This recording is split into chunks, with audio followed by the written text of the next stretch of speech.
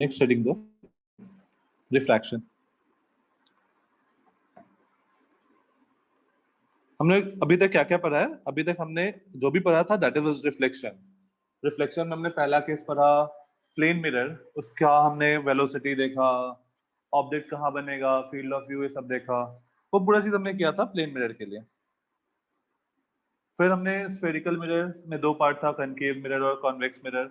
उन दोनों के लिए हमने सारा कुछ देखा, इमेज फॉर्मेशन, किस कहाँ पर ऑब्जेक्ट रखेंगे तो कहाँ पर इमेज बनेगा।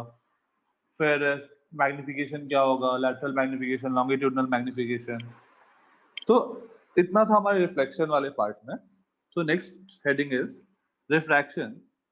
रिफ्लेक्शन में हम लोग स्पीड भी निकाले थे दोनों का, मतलब ऑब्जेक्ट का स्पीड दिया हुआ है तो इमेज का स्पीड क्या होगा एंड ऑल। ओम क्लास के एंड में डिस्कस करते हैं डाउट्स। इसके बाद तुम लोग कोई क्लास है? No sir. No sir. वो डाउट मेरा भी क्लास नहीं है। डाउट क्लास है? आप ले रहे हो? फिजिक्स ठीक का है। डाउट। टाइम टेबल में तो था ओके। प्रैक्टिस का। अच्छा नहीं, मेरा तो नहीं है, शायद दिनेश सर का है डाउट्स। ठीक है, तो मतलब जो मेरा होगा वो मैं डाउट बता दूंगा इसका, फिर उसके दिनेश सर से बाकी पूछ सकते हैं। ठीक है, तो रिफ्रैक्शन में बेसिकली सीन क्या है कि पहले तो हम लोग अभी तक क्या पढ़ रहे थे कि वेव हमेशा एक स्ट्रेट लाइन में, जो अपना है स्ट्रेट लाइन में ट्रैवल करता है। तो हमने स्टार्टिंग में पढ़ा था कि वेव, बिल्कुल पहला lecture, always travels in a straight line in a straight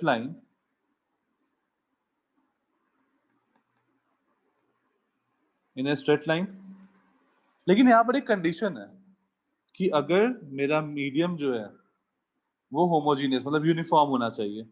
medium has to be homogeneous. Homogeneous मतलब एक ही जैसा होना चाहिए पूरे में, ऐसा नहीं कि अलग अलग जगह पे अलग अलग जैसा बिहेव कर रहा है, वैसा नहीं। अगर मैं होमोजीनियस है तो हम लोग ये बोलते हैं होमोजीनियस।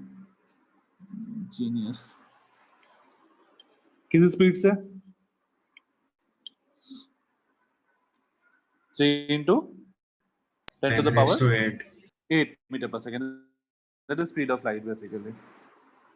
बट हमें ये भी पता है कि अगर मीडियम चेंज होता है तो क्या होता है, जैसे यहाँ से लाइट जा रहा है तो हो सकता है कि मीडियम चेंज होने के कारण लाइट बेंड कर जाए अपने पाथ से। हो सकता है कि लाइट यहाँ जा रहा था, यहाँ जाने लगे।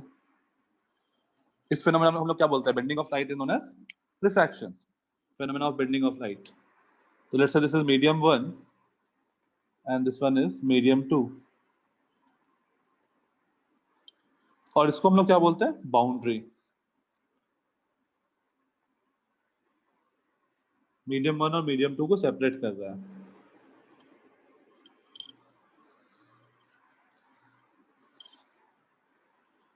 सर वो कुछ तो towards the normal, away from normal भी होता है ना कुछ। हाँ हाँ, आ रहे। So bending of light, sir please solve up. Okay,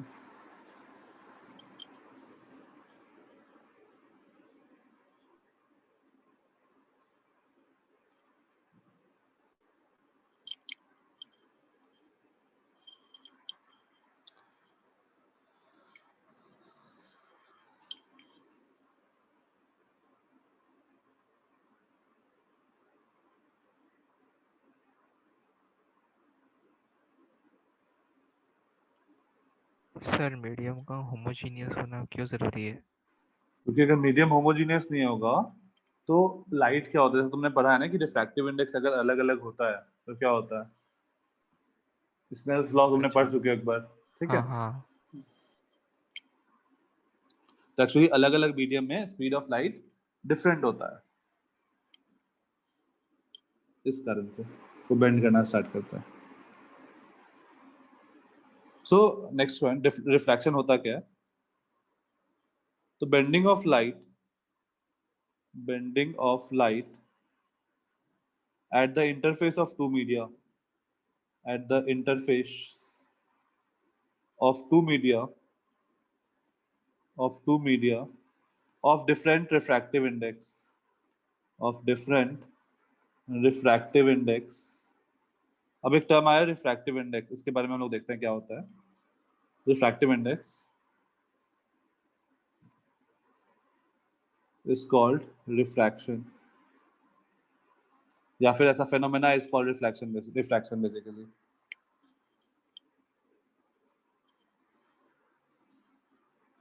The phenomena of bending of light at the interface is refraction.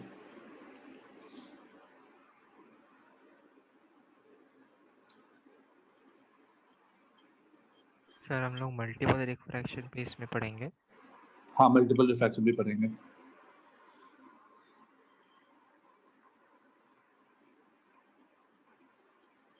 अब देखो, जैसे हम लोग EM वेव का बात किए थे, इलेक्ट्रोमैग्नेटिक वेव्स का, इलेक्ट्रोमैग्नेटिक वेव्स, तो उसका स्पीड क्या होता है वैक्यूम में?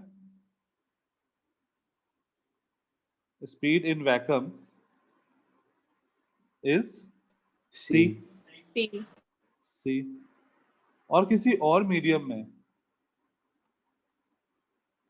उससे कम होता है. इन एनी अदर मीडियम,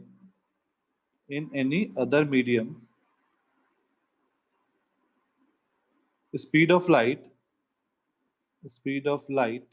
या फिर speed of EM waves, basically speed of EM waves is less than c. EM waves is less than c.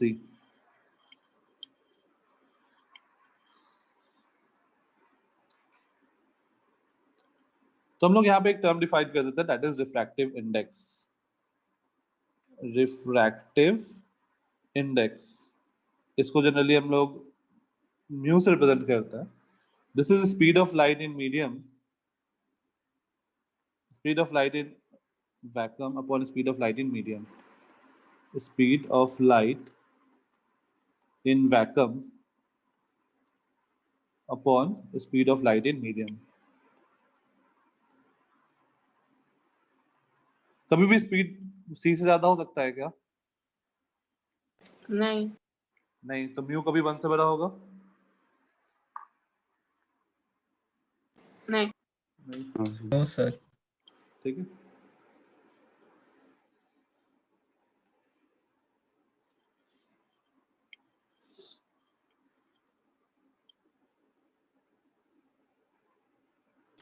Sir 1 से बड़ा ही होगा ना?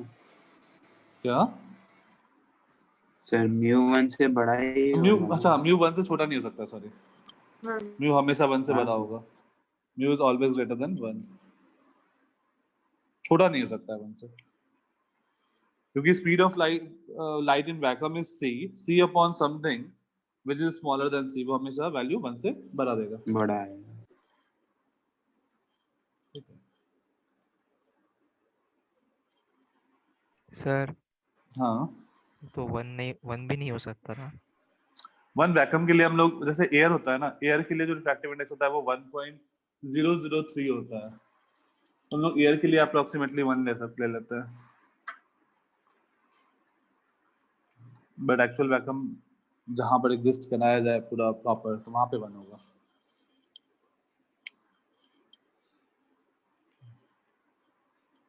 अब जैसे मान लो ऐसा है कि ग्लास का रिफ्रैक्टिव इंडेक्स कितना होता है, किसी को आइडिया? So 1.6. मैं क्राउन ग्लास का अगर ले लूं तो 1.5 होता है अप्रोक्सीमेटली. तो refractive index of crown glass एक बस टाइप ऑफ ग्लास है. ये मुझे दिया हुआ है 1.5. बताना है speed of light in crown glass क्या होगा. क्राउन ग्लास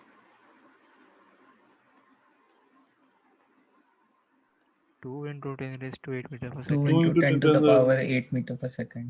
ठीक है. तो बेसिकली हम लोग बोलते हैं mu equal to c upon v. तो this implies v is equal to c upon mu, और ये बन जाएगा v equal to 3 into 10 to the power 8 upon 1.5, that is 2 into 10 to the power 8 meter per second.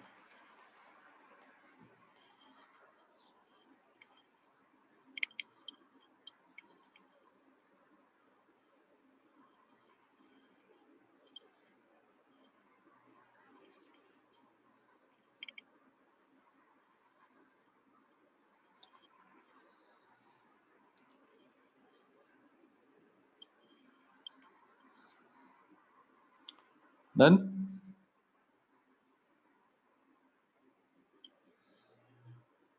Next heading दो, relative refractive index. Relative refractive index, जैसे mu 2 1, इसका मतलब होता है म्यू 2 बाई म्यू 1। इसको हम लोग बोलते हैं refractive index of medium 2 with respect to medium 1, ऐसा भी बोलते हैं। Refractive index of medium 2 with respect to medium 1।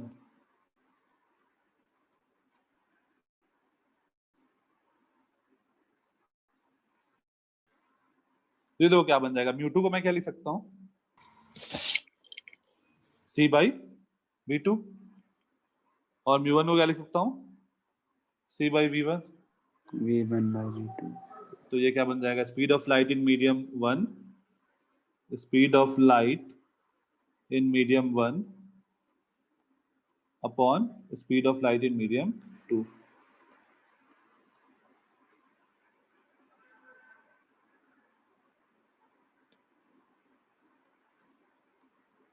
in medium 2।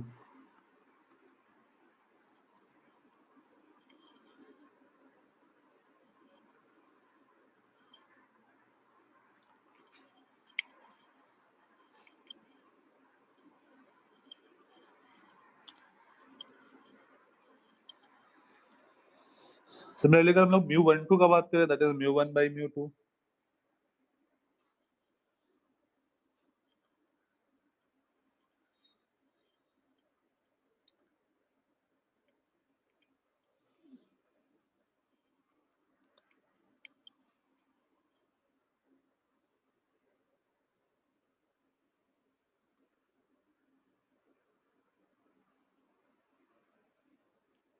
Then यहाँ तक कोई दिक्कत?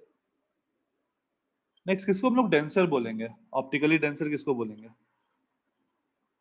सर जिसमें स्पीड उसका ज्यादा रिफ्रैक्ट कम हो। सबसे कम हो। ठीक है, ऑप्टिकली डेंसर मीडियम, इसका मतलब है कि रिफ्रैक्टिव इंडेक्स ज्यादा। नहीं सर, रिफ्रैक्टिव इंडेक्स कम। हाँ रिफ्रैक्टिव सर ज्यादा। रिफ्रैक्टिव इंडेक्स रेयर में रिफ्रैक्टिव इंडेक्स कम। ऑप्टिकली डेंसर मतलब रिफ्रैक्टिव इंडेक्स ज्यादा, रिफ्रैक्टिव हाँ इंडेक्स ज्यादा, दिस हाँ हाँ इंप्लाइज c बाई v ज्यादा, ज़्यादा है। इसका v मतलब कम। Speed of light is the least. कम। in the medium is come.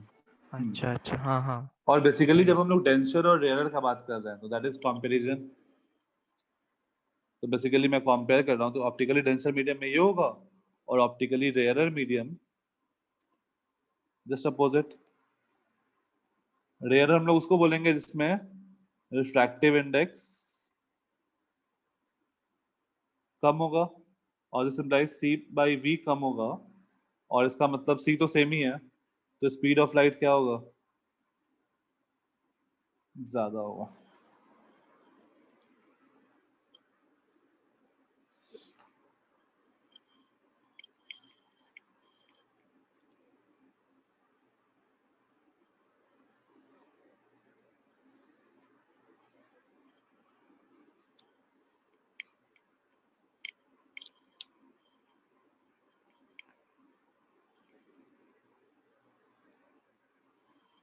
Done? Yes, sir. Sir, 1 minute. हाँ ठीक।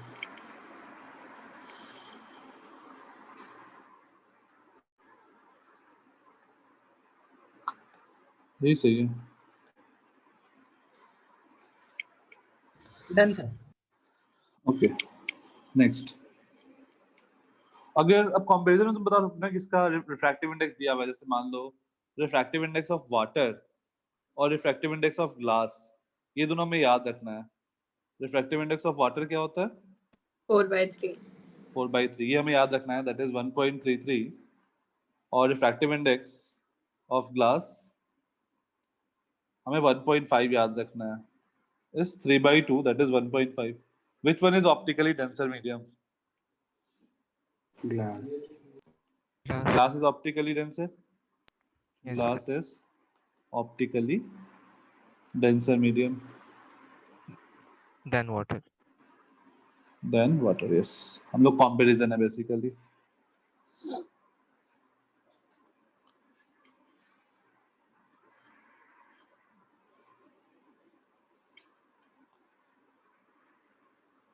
क्वेश्चन, हमारे पास दो मीडियम है. मीडियम वन उसका म्यू जो है that is 1.5 and medium to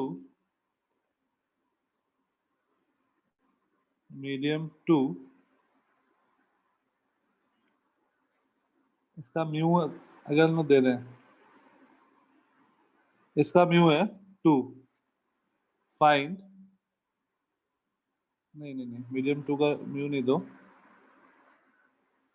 ठीक है. Find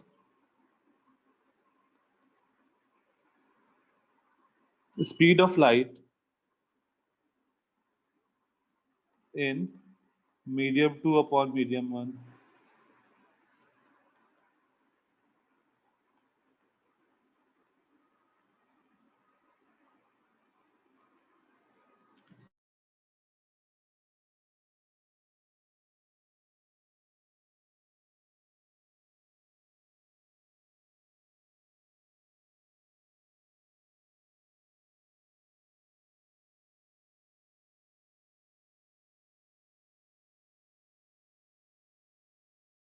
Sir, 0.75.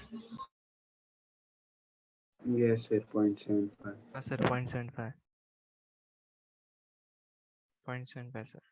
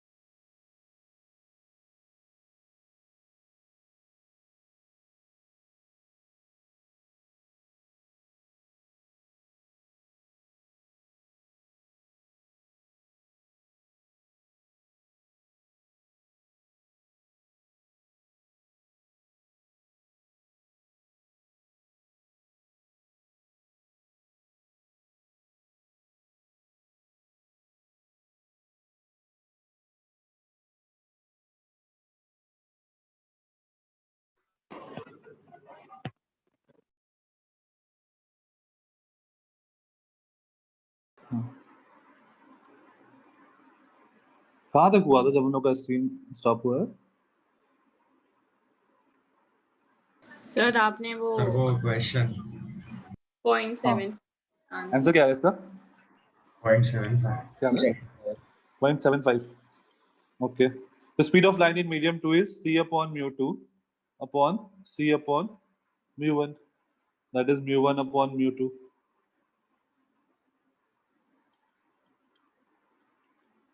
तो 1. हेलो, हाँ आवाज आ रही है ना? हाँ सर आवाज आ रही है। हाँ 1.5 upon 2, that is 0.75. Fine. Next heading though, laws of refraction.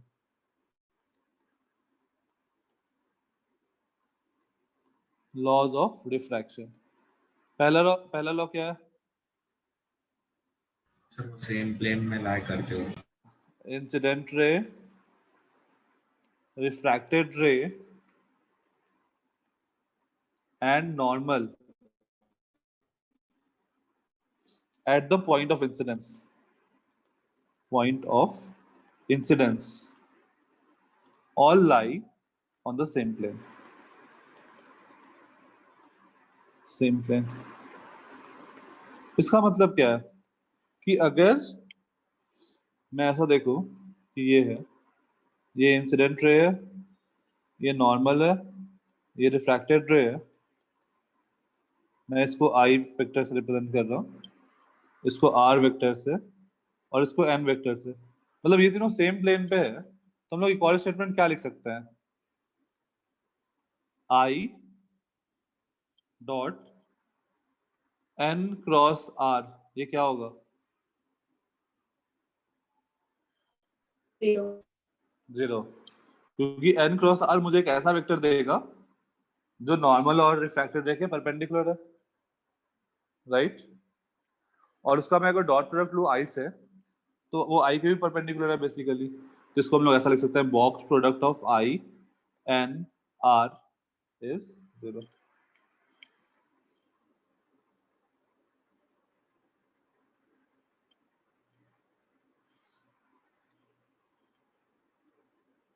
इस पॉइंट को क्या बोलेंगे? Point of incidence. Point of incidence.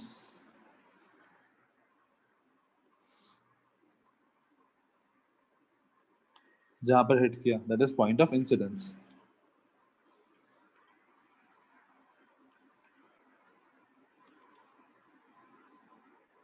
Second law,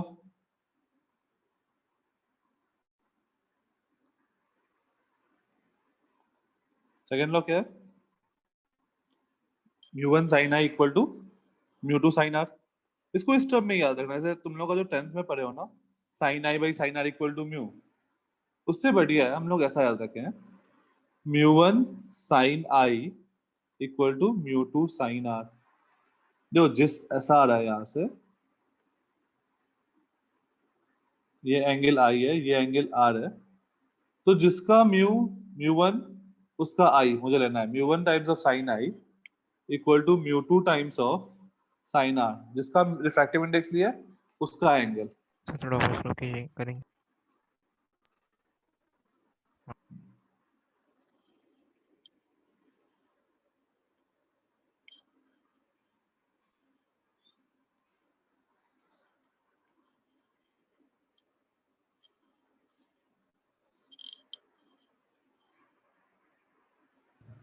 sir आपने स्नेल्स लॉ में क्या बताया, एक बार वापस बता सकते हो क्या?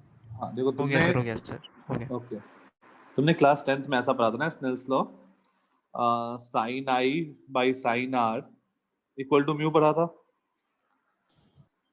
मैंने बस थोड़ा सा अलग लिखा है कि जिसका mu one sine I equal to mu two sine are, तो जिसका तुम रिफ्रैक्टिव इंडेक्स ले रहे हो उस वाले मीडियम में जो एंगल है इज इक्वल्स टू उसका sine of that angle basically is equals to दूसरे वाले मीडियम का refractive index into sine of दूसरा वाला एंगल. ठीक है? Okay sir. तो ऐसे याद रहने से ना म्यू का कंफ्यूजन नहीं होता है कौन सा म्यू लेना है मुझे किधर. Next, angle of deviation. Angle of deviation, या फिर एक छोटा सा लिख लो, अगर आई 0 हुआ तो आर क्या होगा? If I is equal to 0, R will be 0. ठीक है, तो ये एक स्पेशल केस है जहां पर आई और आर इक्वल होगा. If I is equal to 0, if I is equals to 0, this implies R will also be 0. Angle of deviation, again अपना डिफिनेशन वही रहेगा कि रे को जहां जाना था और जहां वो गया उन दोनों का जो डिफरेंस है. रे को जाना यहां था बट वो गया इधर, नॉर्मल. तो let's say this angle is I, this angle is R, तो डेल्टा कौन सा एंगल होगा? Sir I minus R. ये वाला एंगल होगा डेल्टा, तो डेल्टा को मैं लिख देता हूँ I माइनस आर। मॉड क्यों लगाया?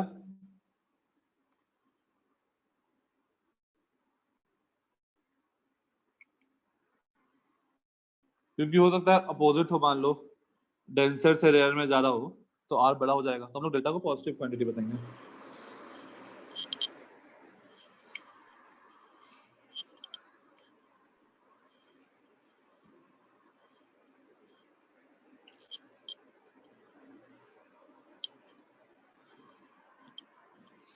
डन।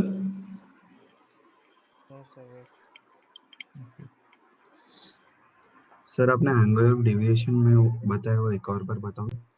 एंगल ऑफ डेविएशन क्या होगा कि जो रे जहां जा रहा था, रेड वाला रे जहां उसको जाना था और जहां वो गया, उन दोनों के बीच का जो एंगल है ना, that is angle of deviation. तो देखो ये टोटल एंगल क्या था, आई, आई में से आर को माइनस कर दो तो तुमको डेल्टा मिल जाएगा क्या?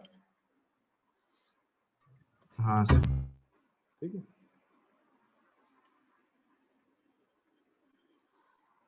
Next is grazing incidence, GRAZING, grazing angle of incidence. ये बस एक टर्म है, ये हमें ध्यान रखना है क्या होता है। ग्रेजिंग इंसिडेंस बोलते हैं हम लोग कि मान लो ये मीडियम है ऐसा, अगर मेरा एंगल ऑफ इंसिडेंस 90 डिग्री हो, मतलब लाइट अप्रोक्सीमेटली ऐसा है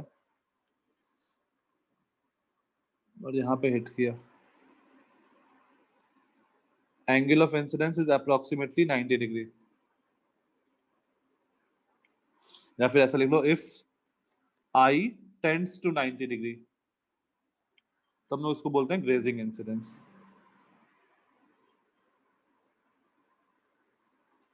तुमको टर्म दे देगा grazing incidence for grazing incidence, मतलब आई को तुमको 90 पुट करना है बस। ग्रेजिंग इंसिडेंस मतलब एक्चुअली क्या होता है? मतलब ग्रेजिंग एक टर्म है, जस्ट ग्रेजिंग मतलब क्या होता है, जस्ट टच करता हुआ। ग्रेजिंग उसका तुम डिक्शनरी मीनिंग देखोगे ना ग्रेजिंग का, तो दैट इज जस्ट टच करता हुआ। तो जस्ट वो बाउंड्री को टच करता हुआ आ रहा है और वो वहां पर हिट किया। ठीक है।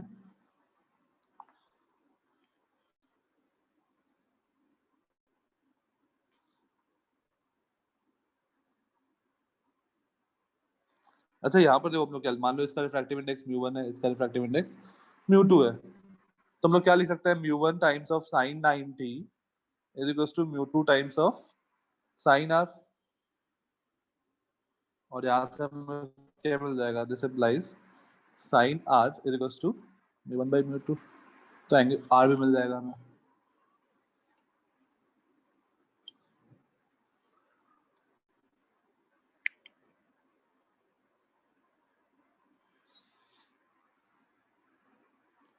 And for r to be real, for r to be real क्या कंडीशन होना चाहिए?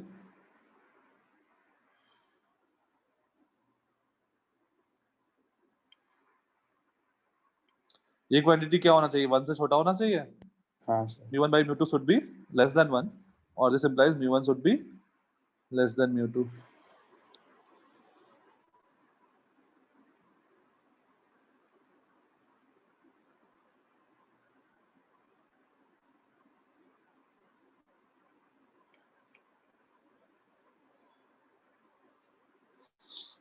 Done.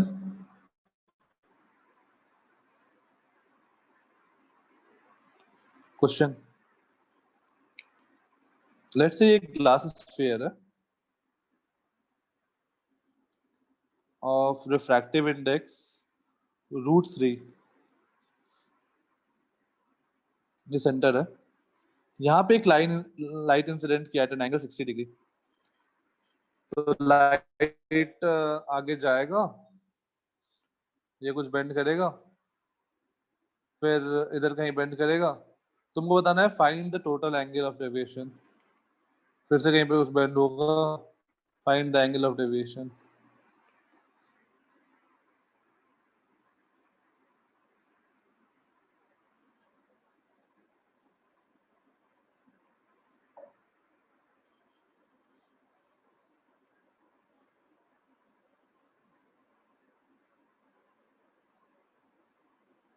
सर यहाँ पे एंगल ऑफ इंसिडेंस और एंगल ऑफ रिफ्लेक्शन बराबर सेम नहीं होंगे ना?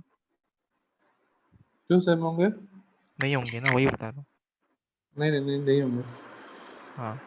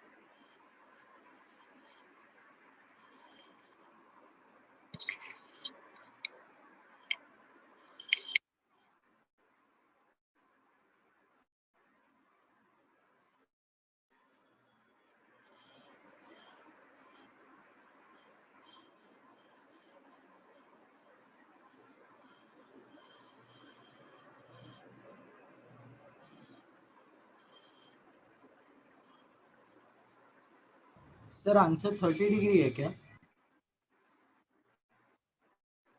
नहीं 30 नहीं है, पूरा डिवीजन बताना है। फाइनली जो रे निकल रहा है ना, फाइनली ये रे निकल रहा होगा, मैं येलो कलर से मार्क करता हूँ। ये तो ये और ये मेरा 60 डिग्री है क्या?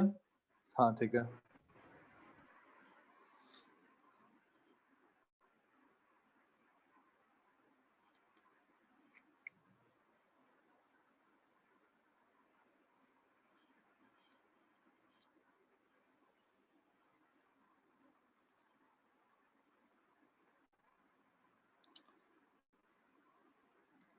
सिक्सटी डिग्री आया मतलब ये इसके पैरेलल।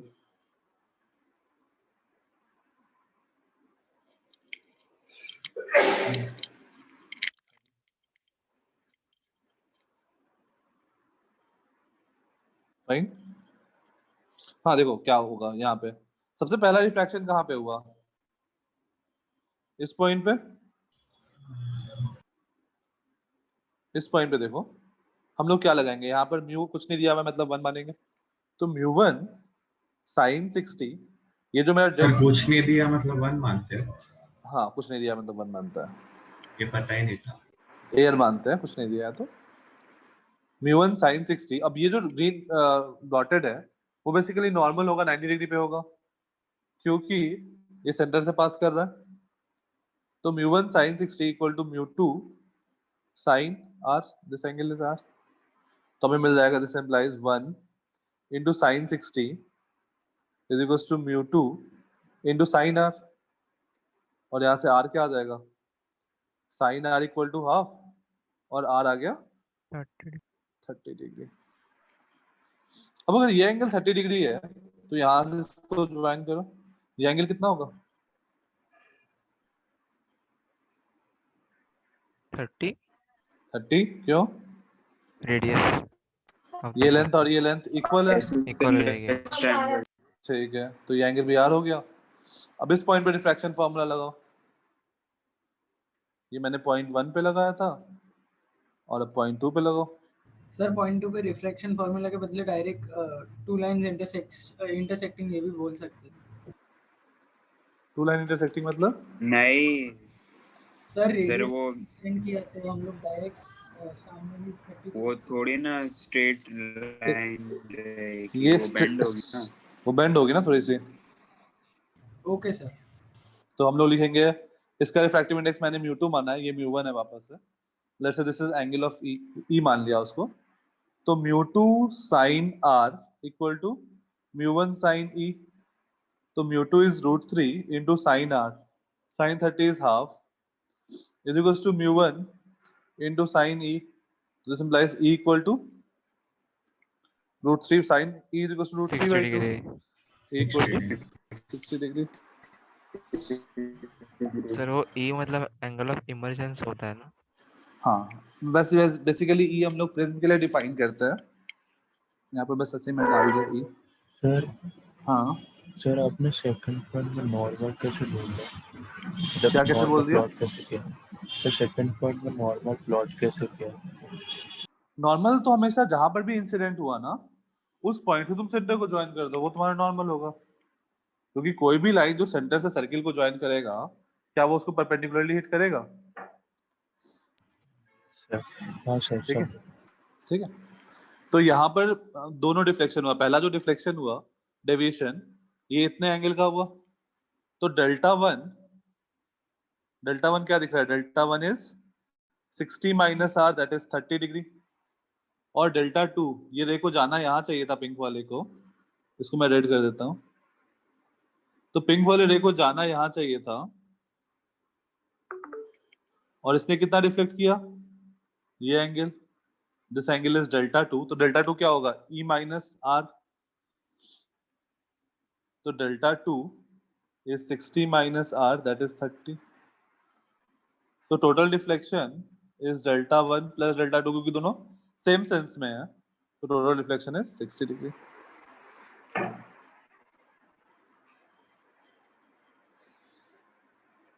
ये भी अच्छा था मेथड सर. क्या हाँ क्या हुआ? नहीं सर, ये भी एक अच्छा मेथड था.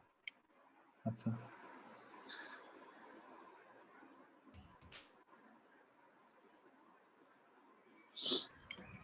सर आप ये क्वेश्चन एक बार वापस समझा सकते हैं?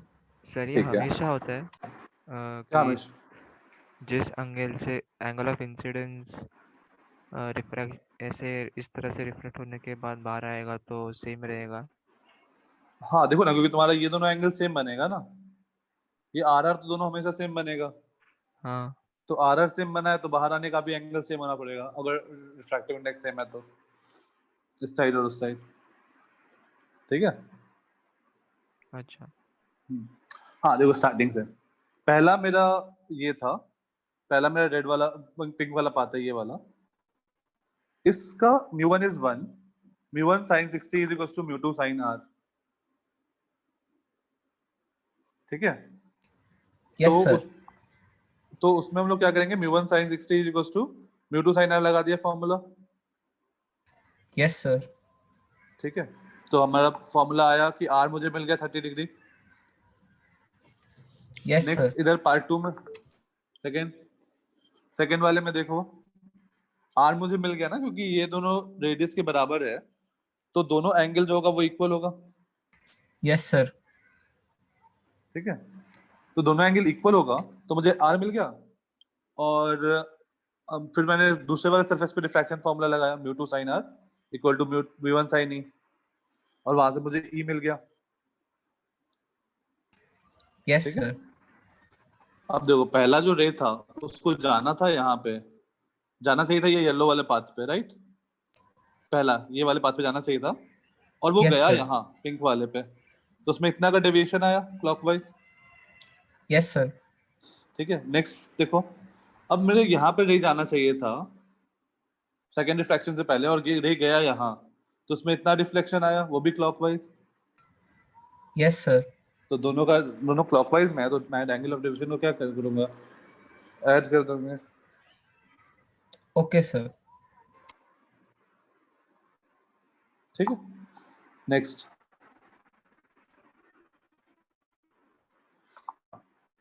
अब ये चीज तो क्लियर हो ही गया कि एक चीज मैंने स्किप किया था, कर ही लो इसको, कि जब रेयरर से डेंसर जाएगा तो क्या होगा? लाइट विल बेंड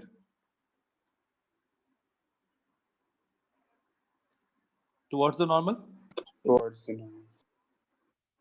हाँ, आई आर डेंसर तो I will be greater than R. और जब डेंसर टू रेयरर जाएगा तो it will bend away from the normal. इसको तुम स्नेल्स लॉ से निकाल सकते हो।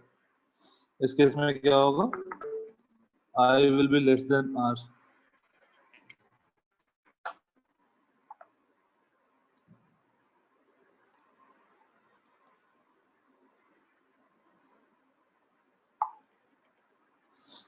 फाइन।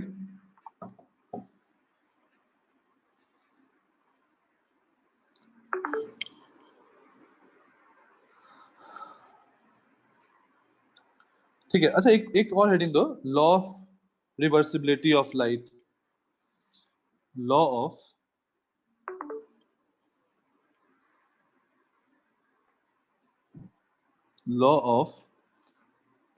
Reversibility of light.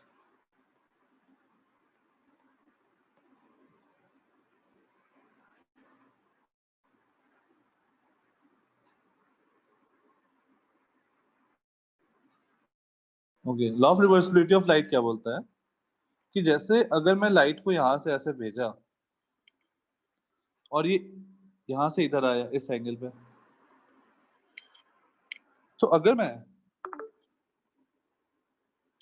मैं लाइट को इधर से भेजूं तो क्या होगा, ये यही पाथ वापस फॉलो करेगा।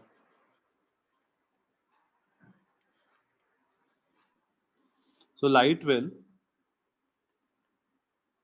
retrace its path if its direction is reversed. If its direction is reversed, ये हमेशा होगा हर जगह।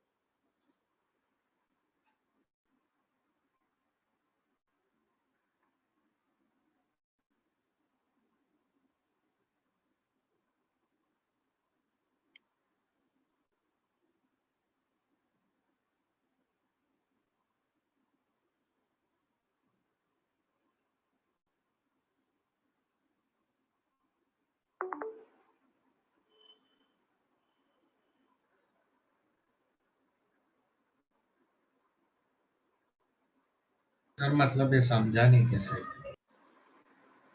क्या इसका मतलब है, जैसे मान लो तुम्हारा प्लेन, ठीक है, तुमने प्लेन मिरर में ऐसा लाइट भेजा तो लाइट यहाँ से इधर आ रहा था, ठीक है।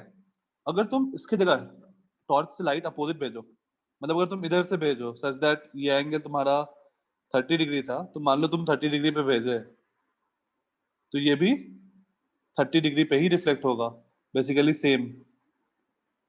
या फिर तुम अगर ऐसा भेजो, ये तुम्हारा अलग अलग मीडियम है, तुम यहाँ से लाइट को भेजे 60 डिग्री पे और लेट से वो इधर 30 डिग्री पे आया, तो तुम अगर दूसरे वाले मीडियम से लाइट को ऐसा भेजोगे 30 डिग्री पे, ठीक है, तो ये इस मीडियम में जो जाएगा वो 60 डिग्री पर ही जाएगा। समझा सर।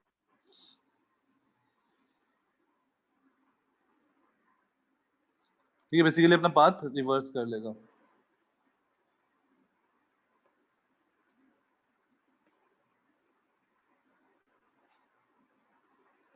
सर थोड़ा ऊपर स्कूल। हाँ एक मिनट। तो अगर मैं इसको यहाँ पर ऐसा भेजा इस टाइप से एट एन एंगल 30 डिग्री इस डायरेक्शन में, तो ये इधर जाएगा such that this angle will be 60 degree only.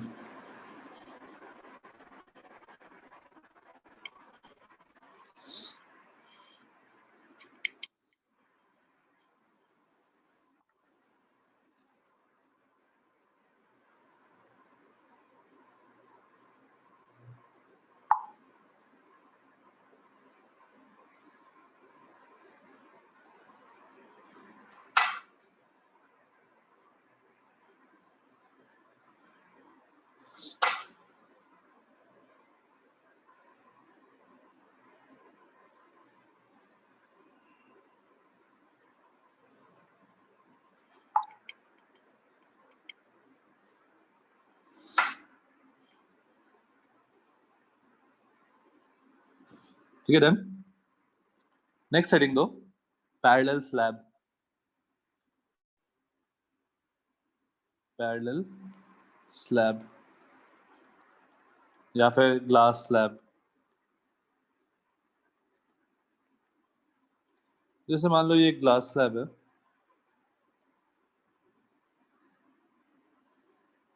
यहां स्लाइड किया,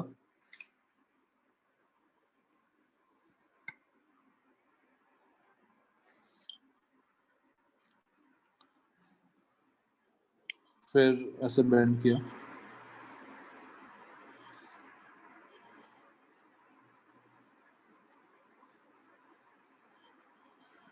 बताना एंगल ऑफ डेविएशन क्या होगा इस केस में। सर 0। ओके, और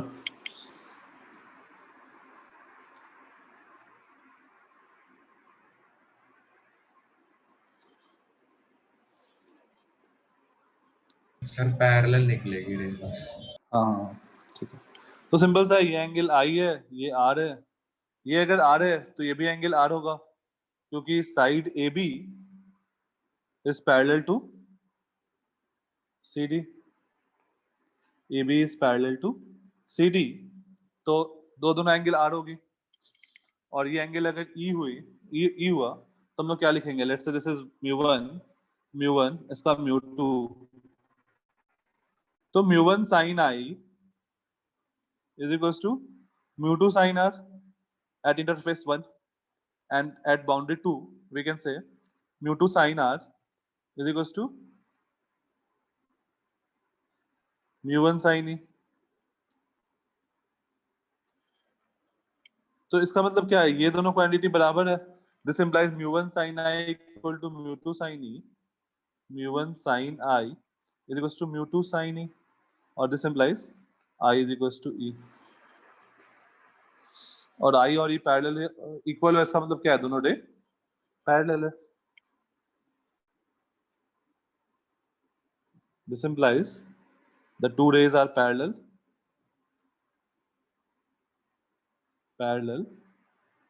and angle of deviation equal to 0. Deviation, हाँ सर उधर mu1 sin e होगा। सर इसमें बट अगर हम दोनों केसेस में अलग अलग एंगल ऑफ डेविएशन लेकर ऐड करें तो फिर वो 0 नहीं आएगा ना, क्योंकि हम मॉड ले रहे थे। कैसे? नहीं, यहाँ देखो पहला वाला जो एंगल ऑफ डेविएशन है वो क्या आएगा, क्लॉकवाइज सेंस में आएगा delta 1 is equals to I minus R, opposite sense में, इसलिए हाँ, और डेल्टा 2 नहीं जो है वो बट इधर सर आएगा। आपने कहा था ना कि मॉड लेंगे हम लोग। हाँ वो वहां में एग्जैक्टली अगर बस एक रे है वो तो सेम फिर वहां पर मैं डेल्टा का बात किया था, ठीक है, ई माइनस आर, ओके सर। और अपोजिट सेंस में यहाँ पे तो कैंसिल आउट कर देगा।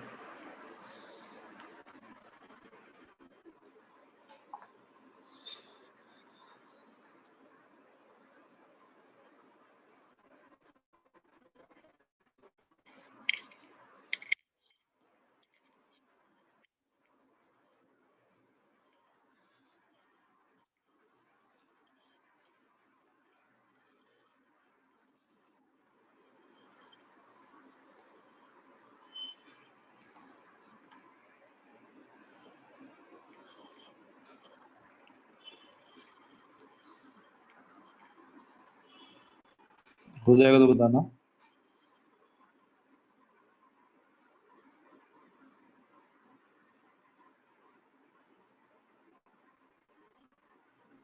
Done sir.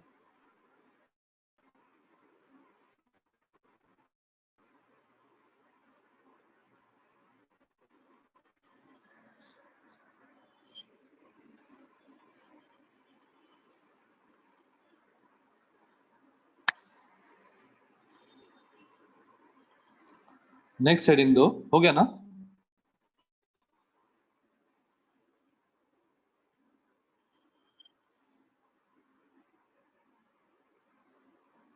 नेक्स्ट हेडिंग दो, लैटरल शिफ्ट। लैटरल शिफ्ट, देखो ये जो शिफ्ट हुआ ना, मतलब जाना था वो डॉटेड पे और जा रहा है इधर, ये दोनों जो शिफ्ट हुआ है इसको हम लोग बोलते हैं लैटरल शिफ्ट। अगर मान लो इसका थिकनेस t है तो लैटरल शिफ्ट का फॉर्मूला निकाल दो, क्या आएगा?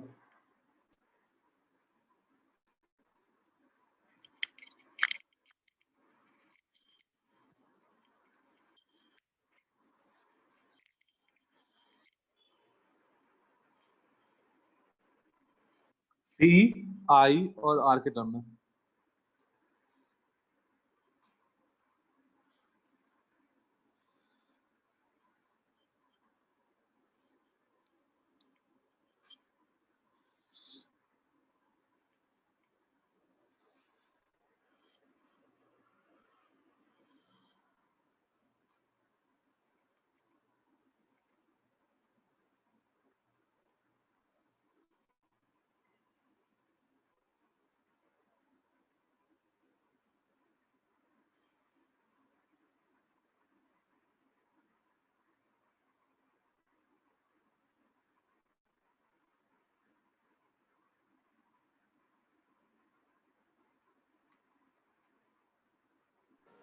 So T tan R minus T tan I.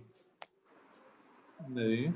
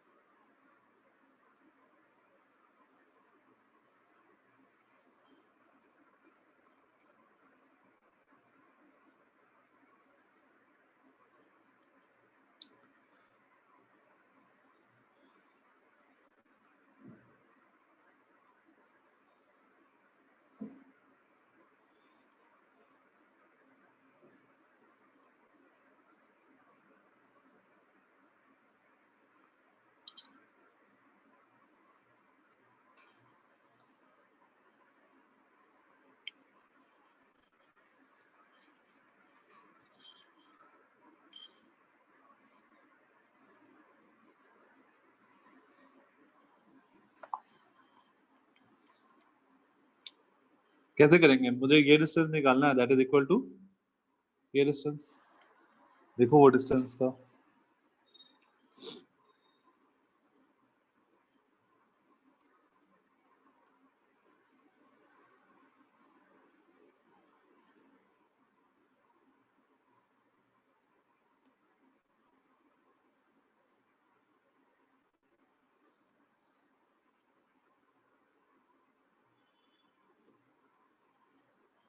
Basically में पीटी आरटी डिस्टेंस निकालना है ना।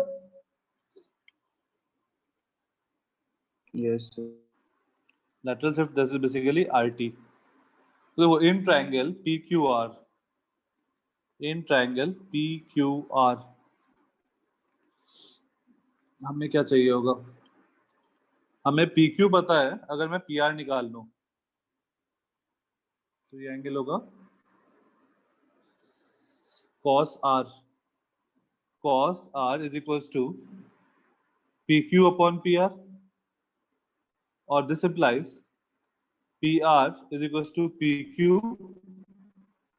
upon cos R, और PQ को मैं क्या लिख सकता हूँ? T, तो T sec R, T sec R, ये मुझे PQ मिल गया। और से PQ मिला, इस ट्रायंगल देखो, इन एक मिनट कुछ तो गड़बड़ हुआ। PQ नहीं चाहिए, wait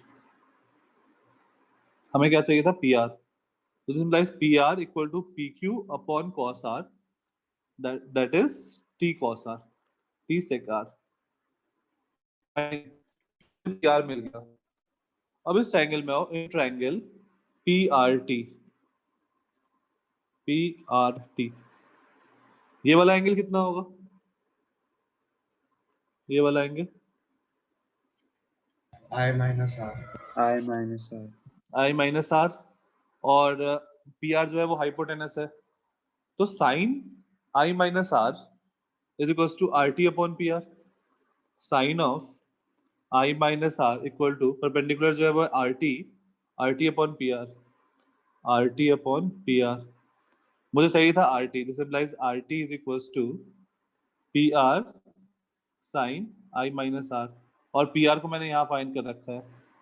this implies RT is equals to T sec R sine I minus R. ये फॉर्मूला याद भी कर सकते हो और डिराइव भी कर सकते हो, तुरंत में डिराइव हो जाएगा, कुछ है नहीं इसमें।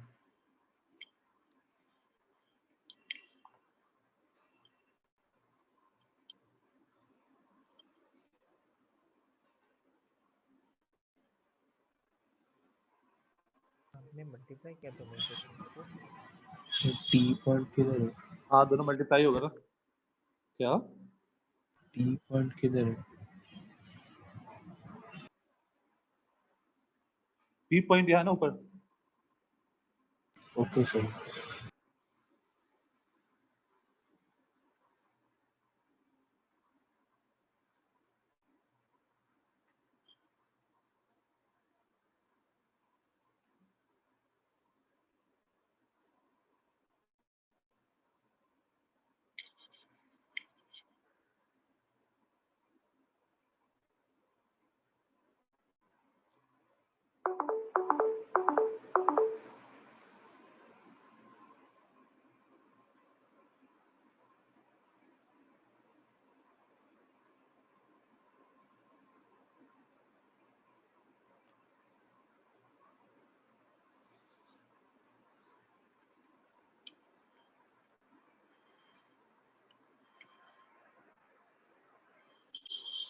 Then next heading दो, multiple slab।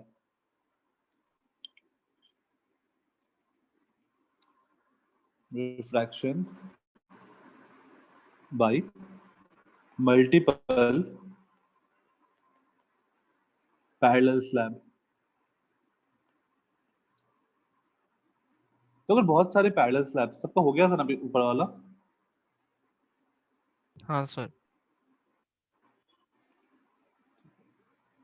अगर बहुत सारे पैरेलल स्लैब है, लेट्स से ऐसा सिचुएशन है, 1 2 3 ऐसा कुछ, इसका refractive index μ1 μ2 μ3 μ4 μ5 and so on. Let's say यहाँ पे एक लाइट गया, ये ऐसे बेंड किया, फिर ये ऐसे बेंड किया, फिर ये इधर बेंड किया, फिर ये इधर कहीं बेंड किया, और फिर ये कहीं इधर बेंड किया। Let's say this is μ6।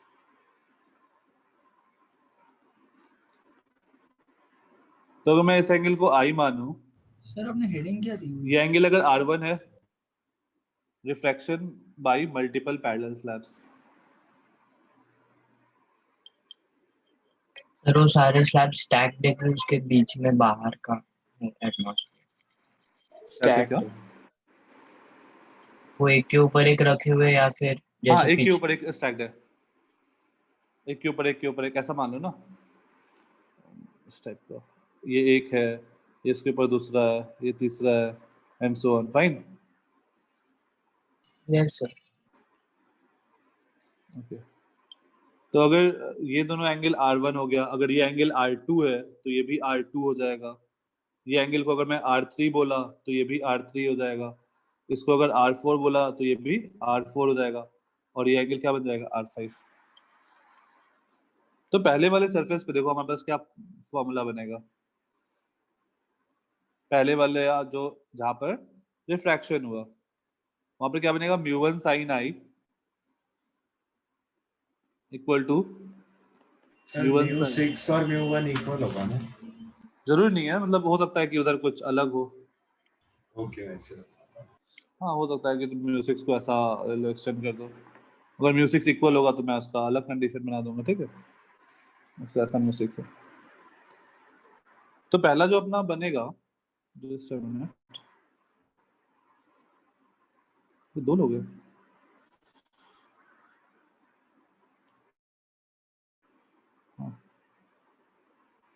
That is μ1 sin I equal to μ2 sin R1। दूसरा जो क्या बनेगा? mu2 sin r1 is equals to mu3 sin r2।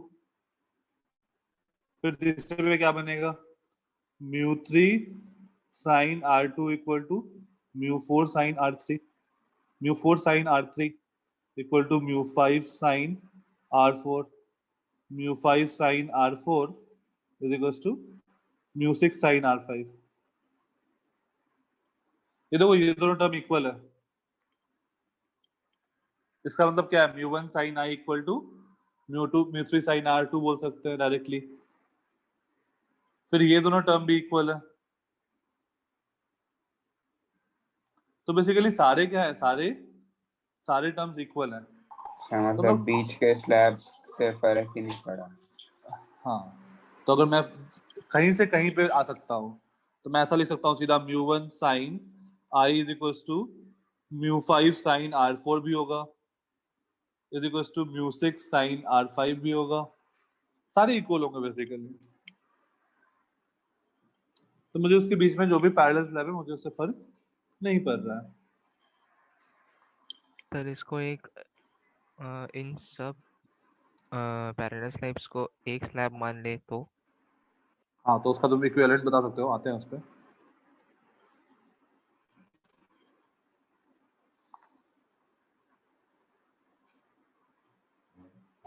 Actually जो तुम बोल रहे हो ना उन सबको एक साइड मान रहे हैं, वो हम लोग नेक्स्ट क्लास में कर पाएंगे आज तो, क्योंकि मुझे पहले उसके लिए वो बताना पड़ेगा शिफ्ट कितना हो रहा है।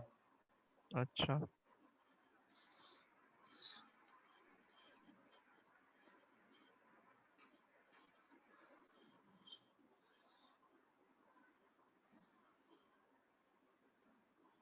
सर हमें रे का पाथ भी बताना पड़ता है क्या उस टाइप में? सर किस चीज अगर में? सर वो वेरिएबल डेंसिटी वाला। हाँ वेरिएबल, Optical। हाँ वो हो सकता है तुम्हारा कि ऑप्टिकल लेंस तुम्हारा रिफ्रैक्टिव इंडेक्स मान लो वेरी कर रहा है, तो फिर क्या होगा, वो भी हम लोग करेंगे। सर उसमें पाथ बनाने वाले क्वेश्चंस रहते हैं हाँ, क्या? पाथ बताओ। तुमको नहीं, तुमको इक्वेशन बनाना पड़ेगा कि उसका इक्वेशन क्या होगा लाइट का। ओके। लाइट का इक्वेशन भी है? लाइट का इक्वेशन है, मतलब वो लाइट जो पाथ फॉलो करेगा ना, उस पाथ का इक्वेशन। अच्छा अच्छा, सर वो साइक्लॉइड जैसा कुछ रहता है। डिपेंड करेगा ना कि तुम्हारा रिफ्रैक्टिव इंडेक्स कैसे वेरी कर रहा है, उस पर डिपेंड करेगा। हाँ।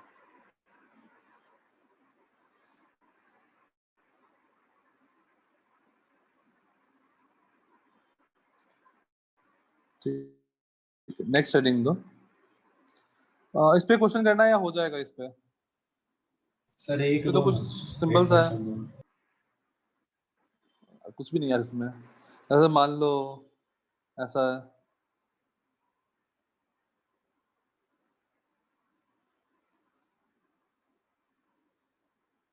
सारे पैरेलल स्लैब्स हैं।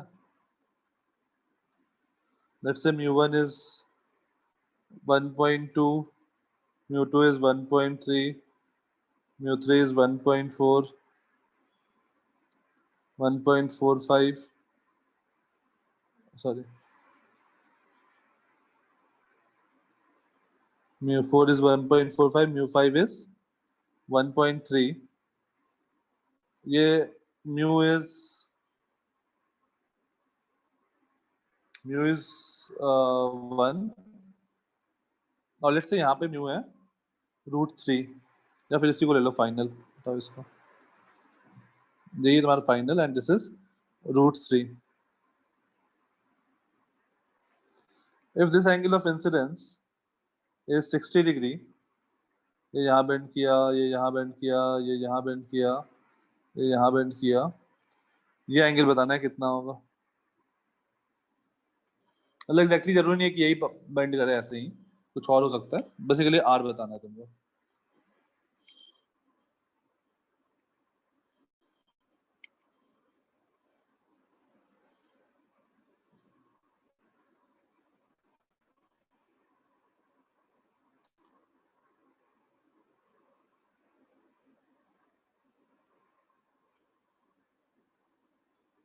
सर 30। 30, ठीक है। तो बस क्या आ जाएगा, 1 sin 60 is equals to √3 sin r, √3 sin r। Directly हम लोग ऊपर से नीचे कर सकते हैं। This implies sin 60 is √3/2 is equals to √3 sin r। This implies sin r equal to half और r equal to 30 degree.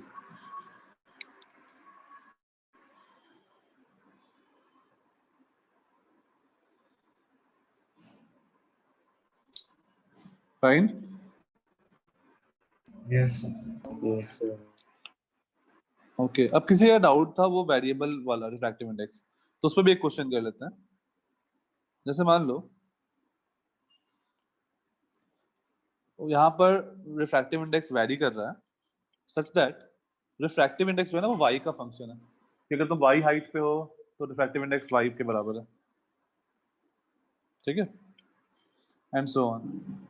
y के बराबर कैसे हो सकता है, लेकिन अगर मैं 0 लूंगा तो फिर 0 हो जाएगा। लेट्स से ये y इक्वल टू 1 है।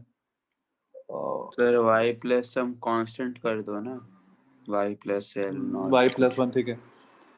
तो मैं y इक्वल टू 1 पे मैं यहाँ पे एक रे इंसिडेंट कर रहा हूँ, y इज ग्रेटर देन और इक्वल टू 1 का कंडीशन है। यहाँ पे मैंने एक रे भेजा at an angle 30 degree with the horizontal. तो क्या होगा, जैसे जैसे ऊपर जाएगा रिफ्रैक्टिव इंडेक्स बढ़ेगा, तो ये लाइट कुछ बेंड करता हुआ जाएगा। तुमको बताना है उसका इक्वेशन क्या आएगा।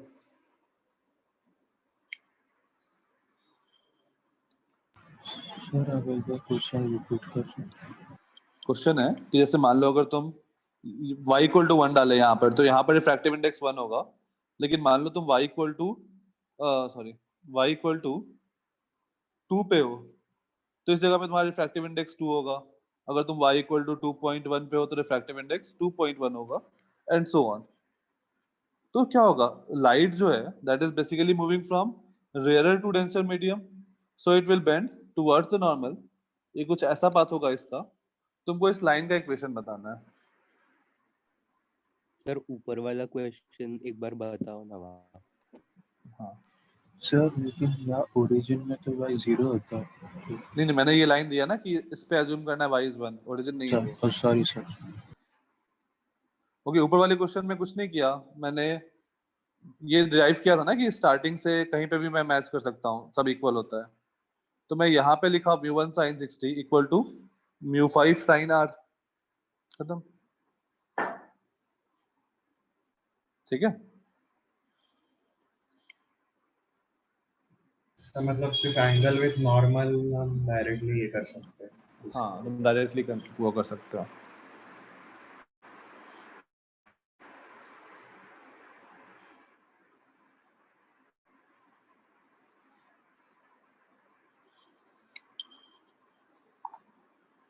सर एक बार वो पिछला वाला क्वेश्चन दिखाइए ना।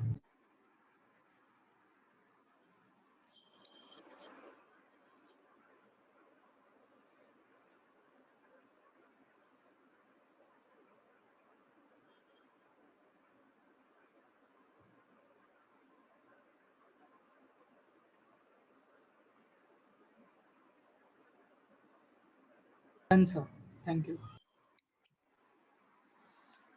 इसको कैसे प्रोसीड किया जाए?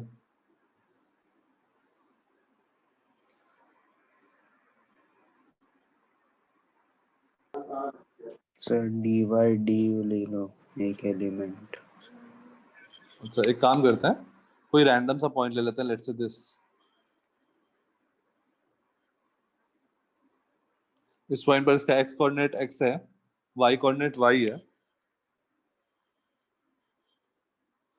अब क्या कर सकते हैं हम लोग कि मान लो ये जो है ये इधर ट्रैवल किया यहाँ पे, ठीक है, तो ये एंगल फाइंड कर सकते हैं क्या?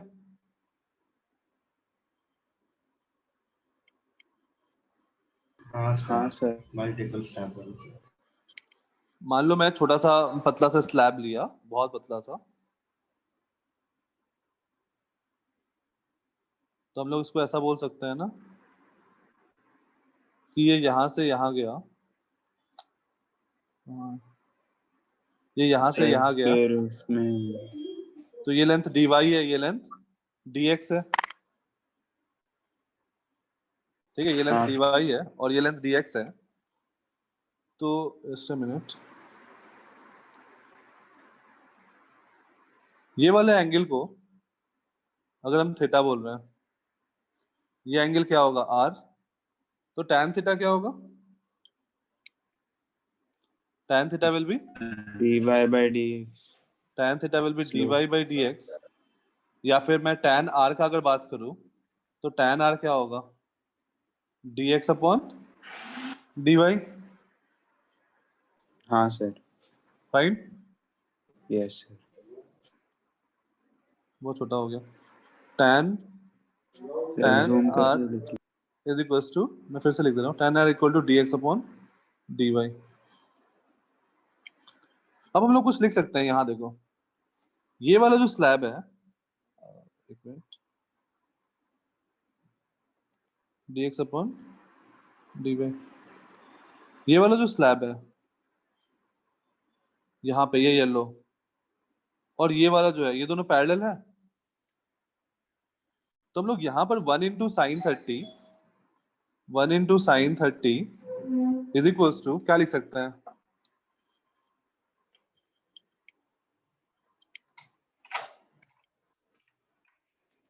One into sine 30 is equals to, just hold on a minute, एक मिनट।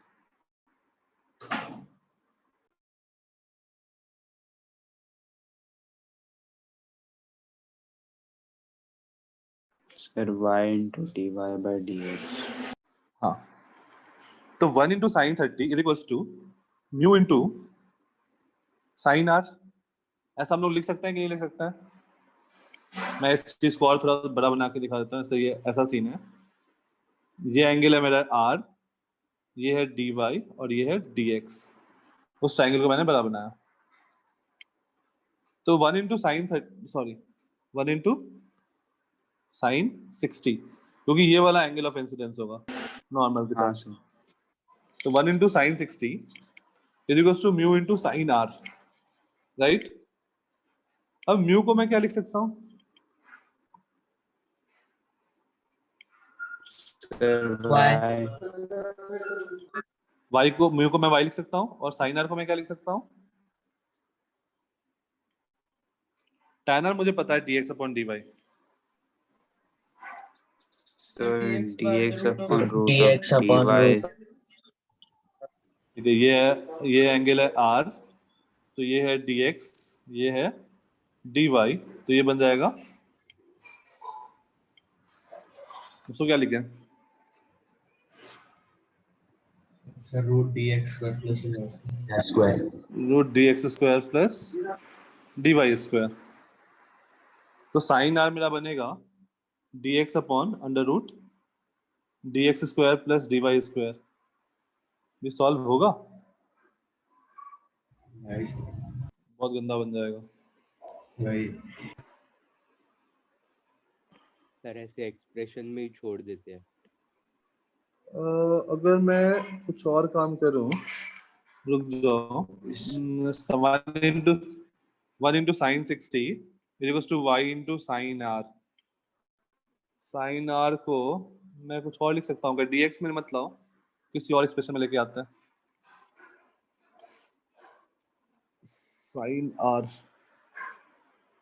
साइन r को under root 1 minus sine r को tan r में डायरेक्टली कन्वर्ट कर सकते हैं क्या?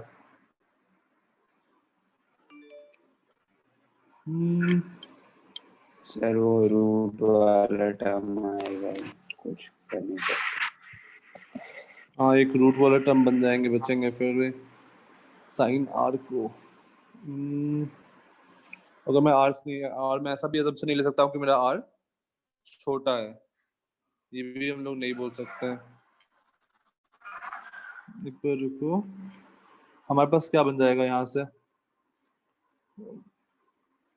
Root 3/2 y is equals to sine r, और हमारे पास एक एक्सप्रेशन है, ये पहला बन गया, और हमारे पास एक एक्सप्रेशन है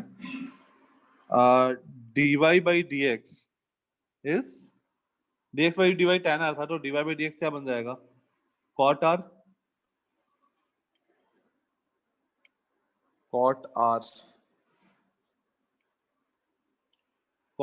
और sin r में कुछ रिलेशन निकाल सकते हैं?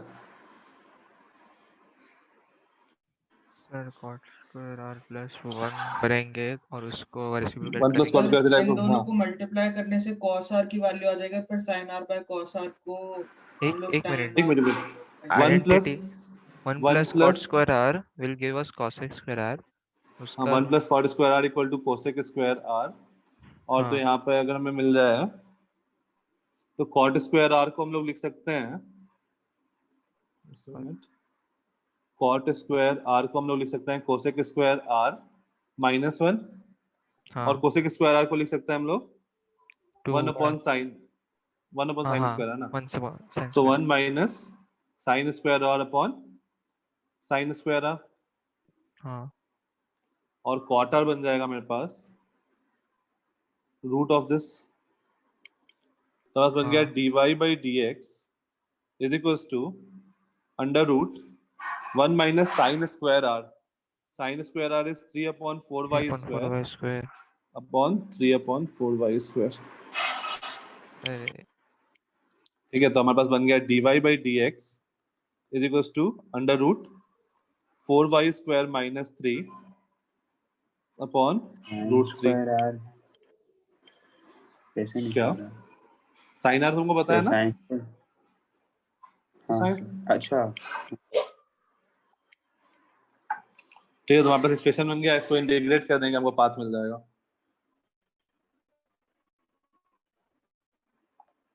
सर स्क्रॉल अप करो तो हाँ, तो इसको वेरिएबल सेपरेट करो, तो बस बन जाएगा dy upon under root 4y square minus 3। ये हो चुका है क्या ऐसा integration? I don't think so. Root वगैरह के साथ हाँ नहीं ठीक है, हाँ, तो यहाँ पे मतलब छोड़ो, हाँ तुमको किया पता था सर, किया था। वो साइन ट्रिग्नोमेट्रिक आइडेंटिटी यूज करके। ठीक है, तो dx अपॉन रूट 3 को तो डायरेक्टली इंटीग्रेट कर देंगे, इसको under root a square minus x square वाला फॉर्मूला लगाना, डायरेक्टली इंटीग्रेट हो जाएगा। या फिर यहाँ पर छोड़ दो जस्ट, और मैथ्स में भी तुमको सिखाया जाएगा प्रॉपर। मैं स्टार्टिंग से स्लाइड करता हूँ, ये सबका नोट हो चुका है यहाँ तक? सर आप वापस से स्टार्ट से बता दो ना। ठीक है ओके। तो देखो क्वेश्चन, मैं क्वेश्चन से बताता हूँ। क्वेश्चन था कि रे मैंने यहाँ से भेजा एट एन एंगल 30 डिग्री, तो ये वाला एंगल 60 मिला। फिर मैंने एक पतला सा स्लैब लिया, उस स्लैब में मैंने देखा कि वो जब थोड़ा सा डिस्टेंस ऊपर मूव कर रहा है, दैट इज dy, और उसमें हॉरिजॉन्टल डिस्प्लेसमेंट इज dx। तो हमारे पता चला, ये देखो r, tan r जो होगा वो dx अपॉन dy होगा, तो मैंने लिखा tan r is dx upon dy, या फिर cot r is dy upon dx। और यहाँ पे मैंने फॉर्मूला लगाया स्टार्टिंग से 1 इंटू साइन 60, इस पॉइंट पे 1 into sine 60 equal to mu into sine r। तो रूट साइन 60 क्या होता है? रूट 3 अपॉन 2, और वो म्यू को मैंने y पुट कर दिया, since mu equal to y, mu को मैंने y पुट कर दिया, तो ये बन गया root 3 upon 2y equal to sine r। और dy बाई dx मुझे cot r पता था, जस्ट वैल्यू सब्स्टिट्यूट किया, फाइन। यस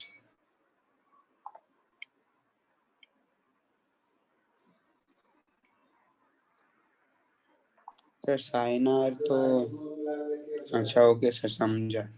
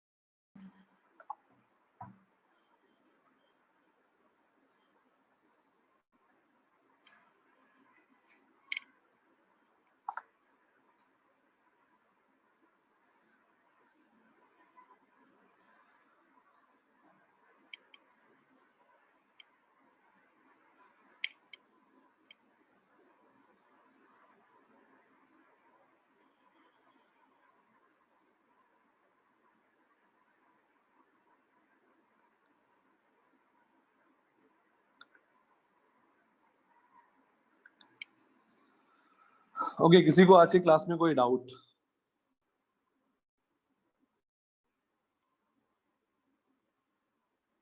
सेवन 30 पे मैं वापस आईडी भेजता हूँ, उस टाइम हम लोग डाउट डिस्कस करते हैं।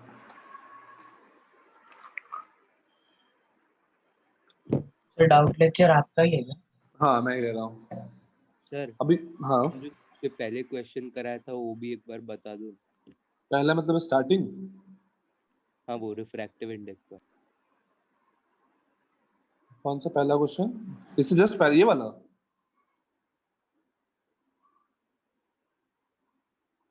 या फिर नहीं बिल्कुल सर, पहले और ऊपर? ये नहीं, इसके भी ऊपर। इसके ऊपर ये? हाँ ये वाला। हाँ, तो देखो इसमें क्या है, तुमको म्यू दिया हुआ है दोनों का, तुमको बताना है स्पीड ऑफ लाइट। तो स्पीड ऑफ लाइट हम लोग डिफाइन कैसे किए हैं? Speed of light is speed of light in vacuum upon, हम लोग ऐसे ही डिफाइन किया था ना म्यू को। Mu is speed of light in vacuum of light, या फिर मैं डायरेक्टली लिख देता हूँ, speed of light in vacuum upon speed of light in medium. तो यहाँ से मैं क्या लिख सकता हूँ? Speed is equals to C upon mu, right? Yes sir. तो speed of light in medium 2 को मैं सी अपॉन म्यू 2 लिख सकता हूँ, यस सर। और speed of light in medium 1 को आगे आप समझ में? हाँ ठीक है। और किसी को कोई डाउट? सर बस आप आज के लेक्चर का एकदम स्टार्टिंग का फर्स्ट पेज दिखा सकते हैं क्या? क्या क्या क्या? सर आज आपने लेक्चर जहाँ से स्टार्ट किया था उसका फर्स्ट नोट्स का पेज दिखा सकते हैं क्या? हाँ, सर थोड़ा सा नीचे।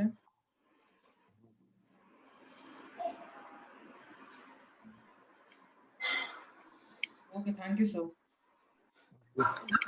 तो आप वो लास्ट क्वेश्चन फिर से एक्सप्लेन कर सकते हो? हाँ, तो लास्ट क्वेश्चन में क्या है? लास्ट क्वेश्चन में सब मतलब ये तो मैं पता है ना, जो पिछला वाला क्वेश्चन था, मतलब पिछला वाला जो हमने डिस्कस किया ये वाला, उससे हमें क्या पता चला कि कोई भी इंटरफेस का mu 1 sine I equal to mu n sine r हम लोग लगा सकते हैं, राइट? यस। तो मैंने ये वाला इंटरफेस लिया यहाँ पे, और ये वाला इंटरफेस लिया, हाँ तो हम क्या लगा सकते हैं? Mu 1 into sine 60 equal to mu 2 into sine r. हाँ तो मैंने लगाया म्यू 1 इंटू साइन 60, देखो ये formula, mu 1 into sine 60 is equals to mu 2 into sine r. हाँ और म्यू मुझे क्या दिया हुआ था? y के बराबर, तो मैंने म्यू को y पुट किया, फाइन। यस।